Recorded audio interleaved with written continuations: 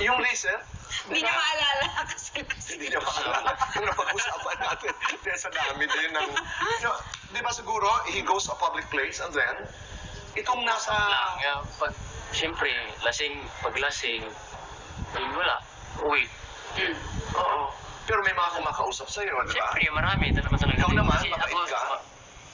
Always. Yeah. Always lang. At Lagi ako na yung pag-usap. Pero how do you handle situations kung saan pinagkakamalan ka na nagre-reciprocate, na parang gusto mo rin? Di ba? Umiiwas ka na lang? Yes, siyempre. Tingnan Kahit pa paano, kung sobra kong lasing, alam kong may, Hindi, totoo yun. Naniniwala ako. kung ano. Hindi, may mga lasing hands na kahit gaano kalasing, alam. Yeah, me also. And because I guess I know him well, so I know like, I also know what his type is. So, I feel like, Did it bother you? I mean, you know, ito this recent thing. no. When I saw the video, I ignored it because I just looked at him, di ba? When I saw the video, I was like, and then I looked at him, like, what's this? And then I ignored it, and parang tumawa lang siya. Pinagtawanan lang namin. What bothered me is finding out that it was done on purpose, that the person in the video was the one that posted it. That's what bothered me because then you just created something super unnecessary.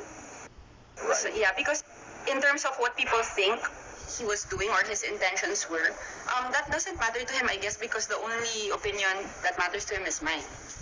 Hindi naman niya asawa yung mga tao na yan. Right. And iba-iba naman talaga tayo. Ako kasi talagang, I don't believe in taking possession over my partner. Like, it's still his life and he can do what he wants. Alam ko yung mga bagay na alam ko yung itsura kung sinasaktan ako or may ginagawa para masaktan ako.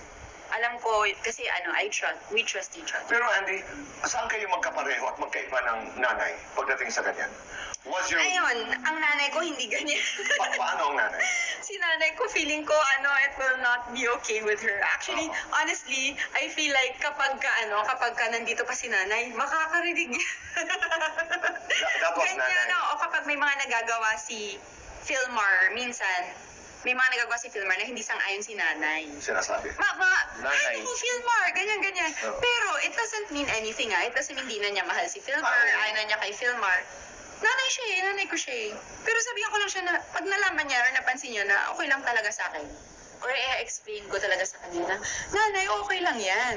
Wala namang masama dyan, or whatever, di ba na? Tsaka, kaya nga kami nagtitiwala sa isa't isa kasi relax lang kami. Hindi namin parang kinokontrol yung buhay ng isa't isa. Parang si nanay yung, ganun talaga. Ganun lang yun. Doon kayo magkaiba. Pero, Philmar, ito na yung taste ng pagiging who you are. Not because of Andy, but because you are a champion surfer, may sarili kang crowd, may sarili kang mundo. Sabi ko nga kanina, I mean it from the bottom of my heart, you're a star in that world. Kaya, dapat matutunan mo rin yun. Yeah. At gustong-gusto ko yung narinig ko sa iyo kanina na kahit ano pang mangyari, when I'm in a public place, lasing man ako, alam ko kung hanggang saan ako. Nakakatuwa. Alam mo, uuwi ako ng bahay. Uuwi siya ng bahay. Kaya sabi niya, kung may kasalanan ako, hindi ko kaya umuwi ng bahay. Yeah. Sabi niya, ang goal niya kahit anong bahay, uwi ako ng bahay. Talaga? Ikaw yung tipo pag may kasalanan, hindi ka uuwi. Hindi ako uuwi. Siyempre, tapos sasabihin ko tapos. Oo. Kaysa marinig pa niya sa iba. Oo. Yan ang magandang ugali ng batang isla. Dobla nga yung trouble pag Totoo. Mula nung kayo nagkakilala ni Andy, gaano mo kamahal ang island girl na ito? Kasi yung kasal medyo pinuspon, bawal kasi ikasal ngayon. Dito ko na uumpisahan. Grabe ka dako, mahal ko karanya. Grabe ka dako talaga. Oo. Sobra. Sarap naman pakinggan. Okay na ako. Yeah. That Ito means lang. a lot. Kami. Oo. Meron kang sinabi tungkol kay Philmar na he constantly reminds you of being kind.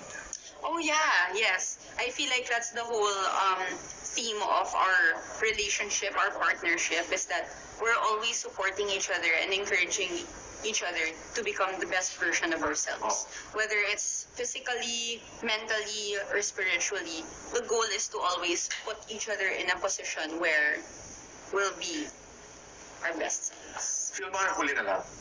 Naging ano ka dahil kay Andy? What have you become as a person? Grabe na ako napagod na tama na yung nagong. Did you understand that? I didn't feel lang, malaki ang pagbabago ng iyong buhay, Yeah. kinabuhi. Yeah. Because of Andy. Oo. What have you become because of Filmar? The best version of myself.